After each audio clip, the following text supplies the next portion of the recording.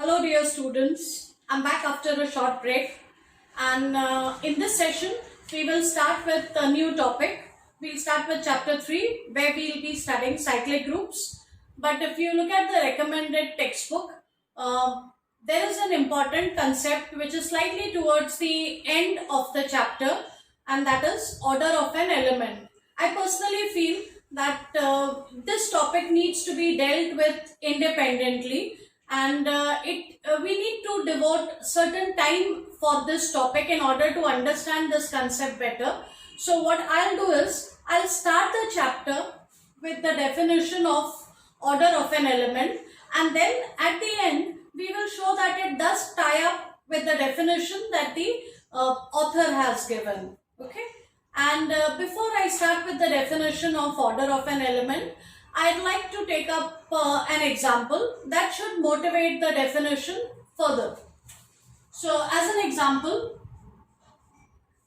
let's consider the group G equal to 1 minus I, 1 minus 1, I minus I with respect to dot, where dot denotes multiplication of complex numbers, I is the imaginary unit.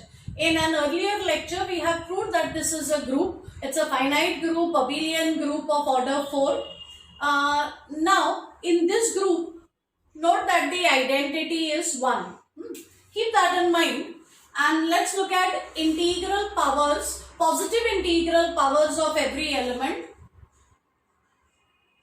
So 1 raised to 1 is equal to 1. Look at minus 1. Minus 1 raised to 1 is minus 1.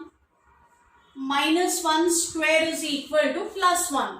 So for every element, I am going to take positive integral powers till I hit upon the identity for the first type. So let's look at the element I. I raised to 1 is I square is minus 1. I cube, you can pause the video and check your calculations. I cube will work out to be minus I, and I raised to 4 will be equal to 1. So once I get the identity as one of the powers, we stop. Similarly, if you look at minus I raised to 1 is minus I square is still minus 1, because minus I square would be the same as plus I square, which is minus 1, and minus I cube is equal to I, and minus I raised to 4 is again equal to 1. So for the element I, for instance, the first positive integral power of I that gives me the identity is 4. So we will say that the order of this element is 4. Similarly, for the element minus 1, notice that the first integral positive power that gives me identity is 4. So we will say that order of minus I is also equal to 4. Likewise, look at the element minus 1. The first positive integral power of minus 1 that gives us the identity is 2. This is the first positive integral power of minus 1 that gives us the identity. So we will say that the order of minus 1 is 2. And likewise, if you look at the identity, the very first power gives us 1. So order of 1 is equal to 1. So this kind of tells us how to define order of an element in general.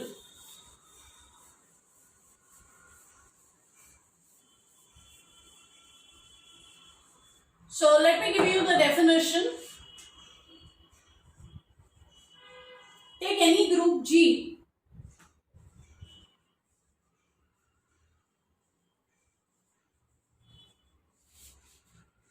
and take an element A in G. So we start with a group and we take an element A in G.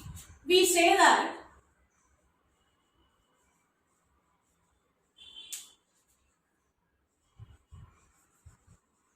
order of A is n.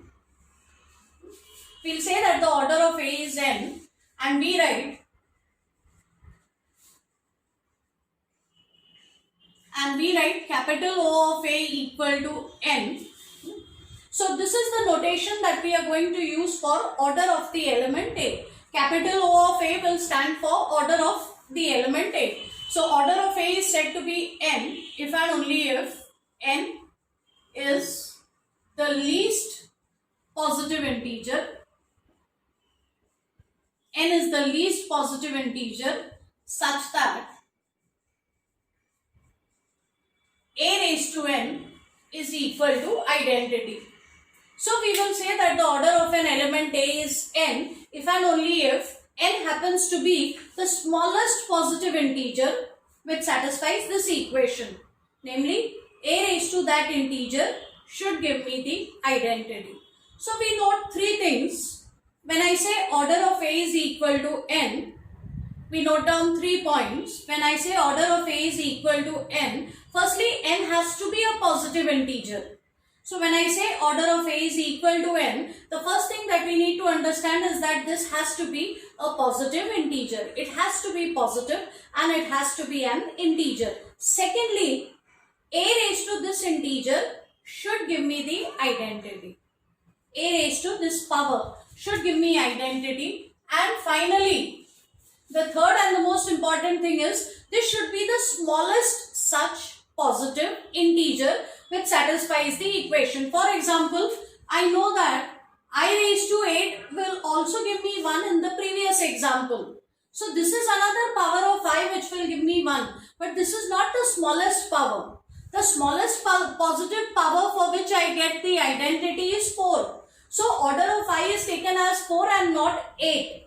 Therefore, we will say that the order of an element is n if n happens to be a positive integer. N has to satisfy this equation. That means A raised to n should be identity and n should be the smallest such positive integer. Now it may so happen that in some cases there is no such positive integer. So if there is no such positive integer,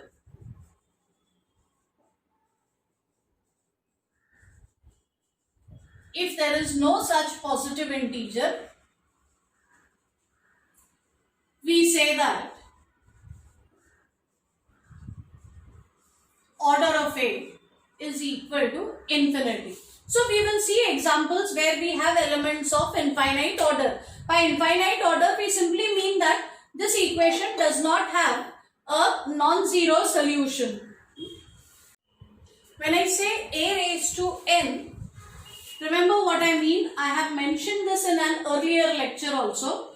By A raised to n, because this is a positive integer, by A raised to n, we mean A star A n times. So obviously in some examples where you will have the group operation as addition, this star will be replaced by plus. So we will have A plus A n times, and it would be more appropriate in that context to use the notation n times A. We have discussed this also earlier. So if my group operation is addition, the only modification that I need to make in the definition is, in that case, order of A will be n if and only if n is the least positive integer such that n times A is equal to E. So everything else remains as it is. Just for the notation, instead of A raised to n, in case of an additive group, it will be more appropriate to use n times A. So remember the definition, order of an element is said to be n if and only if n is the least positive integer which satisfies this equation. And if the group operation is addition, then you replace this equation by this equation. So let's look at some examples. In each example, it is very important that you first identify which is the identity element, because then you need to go up to there. So as an example, let us find the order of every element, in the group Z5 star multiplication modulo 5. By Z5 star, I mean a set of prime residue classes of integers modulo 5. So, we know that Z5 star is equal to 1 bar, 2 bar, 3 bar and 4 bar, because 1, 2, 3 and 4 are all relatively prime to 5. Also note here that identity is equal to 1 bar. So let us take positive integral powers of 1 bar till we get the identity. 1 bar raised to 1 itself is equal to 1 bar. So order of 1 bar is equal to 1. Let's look at the element 2 bar.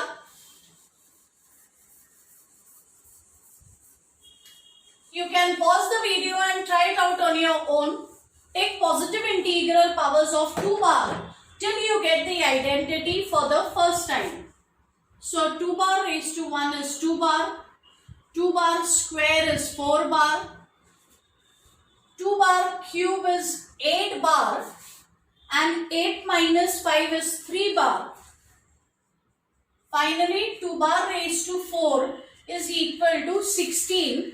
And 16 minus 15 is equal to 1 bar. So this is where I get the identity for the first time.